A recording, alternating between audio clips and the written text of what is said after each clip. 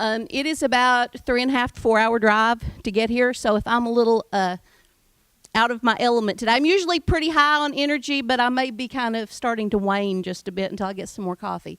But we had gotten in touch with Mr. Paul Green with KVAC, and through that, we are now part of and a member of KVAC and are one of the ACT teams. And one of our goals is trying to determine what is one of the main problems that we have in our school that our teachers have found, and then what ways are we going to decide to try to solve that problem. And that then became our theory of action. So what we did at the beginning of the year, and I should state, I am principal at the middle school and have had this job for, about 3.5 months now. So, and before that, I was an assistant principal for about 3.5 months. And before that, I taught at Otter Creek, which is a girls' residential facility for for wards of the state. And then before that, I taught 17 years at Wayne County as an English teacher. So my experience in administration is kind of slim. But we're doing the best we can. They're putting up with me. So at the beginning of the year, we took a lot of time and we looked at data. We looked at all kinds of data, anything we could find, from test scores to attendance to telesurvey. We looked at student surveys, student voice surveys.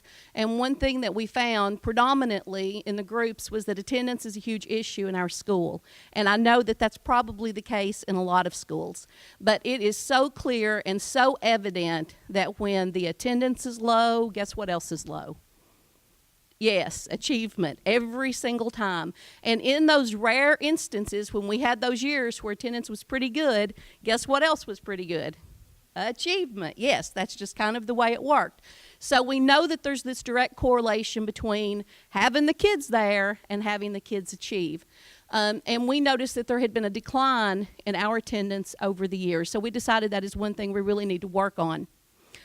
Once we did that, we started thinking about ways that we could bring about or institute a change to help with this problem, and that then became our theory of action.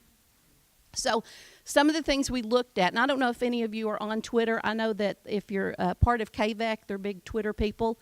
But there is a hashtag on Twitter that's one small thing. Has anybody seen that?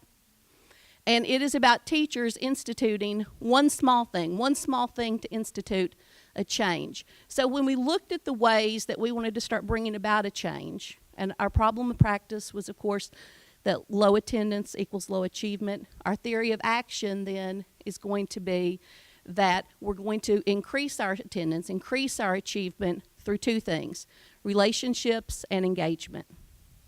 So what that means for our teachers is I ask them to think about what is one small thing you could do in regards to relationships. One thing. And one small thing that you could do in regards to engagement. And many of them are doing very simple things, and we think that this is something all of us could do, but sometimes we fail to. Simply saying, hey, where were you yesterday, buddy? We missed you. Right? That is such a simple thing, but something sometimes we overlook. Okay? So they all have come up with their one thing that they're going to change. Is it having those small conversations? Is it asking about where they have been? So that's some things that they're doing in regards to relationship.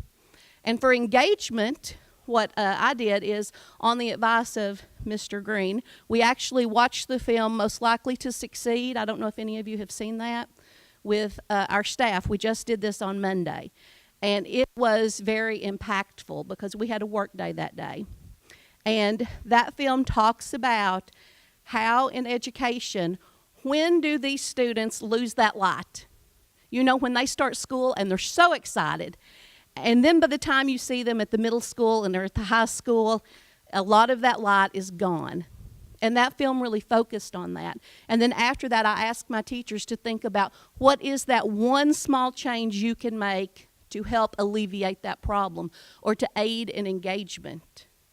And they all came up, and a lot of them all said it needs to be more student-led. And other things like I've heard about today, getting the students excited and getting them engaged in the learning, not just sitting there and doing the questions at the end of the chapter that have no relevance to them. How do you make things relevant? And we know that if we establish those relationships and if we have that engagement going on, then we're going to have that attendance, we're going to have that achievement, we're going to have that buy-in. And two, I will say while I did this, because I can relate anything to a song. So after we watch this, I then play a song. How many of you like the Avett Brothers? Any Avett Brothers fans? Okay, all right. So they have this song, and in it there is this line that says, dumbed down and numbed by time and age. And we listened to it, and I asked my teachers, I said, choose the line. What line in this song do you hear that you think relates to what we're talking about? And they said, that's it. And I said, so when does that happen? When do our kids all become dumbed down and numbed by time and age? When does that occur, and how do we stop that? So that was some powerful work and some powerful conversations that really had a big impact, I think. So that's some of the things my teachers are working on. As far as myself, we're going to start using the pedal observation tool that I know many of the schools that are part of KVEC are using. We are doing some additional trainings. I'm starting a community board to try to get more community members into the school. Gotcha. And as far as what our district level is doing, they are really focusing on helping us with some PR issues, okay? And public relations is important if you want to get relationships and engagement, because who else do you have to have relationships with, and who else do you have to engage if you want those kids at school? Those parents. Yeah. So we are really working on what are some things we can do. We did an outdoor movie night earlier this year, and the whole purpose, we were trying to raise some money for the library, to be honest, but it turned into more than that, because what we had lots of parents showing up at our school and lots of community members who got to see how we interact with their kids. And I think sometimes that is where schools go wrong. The parents don't really know how you're treating their children when they're there. I had a mom call me one day, and she was very upset. And I said, ma'am, I don't think you know how your son is treated at this school, because he's like a rock star, you know. So I think the more we can do of that, you're getting engagement, and then you're also going to get, you know, some relationship building with those other members. So through community boards, through parent involvement, and through all of the things that we're doing, we'll hope to solve this problem of practice. Any questions? 5 through 8. Mm-hmm. Yeah, we're a little strange. Sorry. We're very similar to this area in that we are a very rural manufacturing jobs, actually, because we have what's Keystone, and it is a live kill chicken facility. So that's actually the one reason that we have more manufacturing, is because we do have that one large company. Other than that, we don't. I mean, we have that one large employer. Next, you're going to get into the school. I mean, because schools in most counties become the large employer. But because of that. And when you look at our demographics, they're the same. When you look at our kids, they're the same too. Yeah. Any questions? Is that it? All right. Thank you.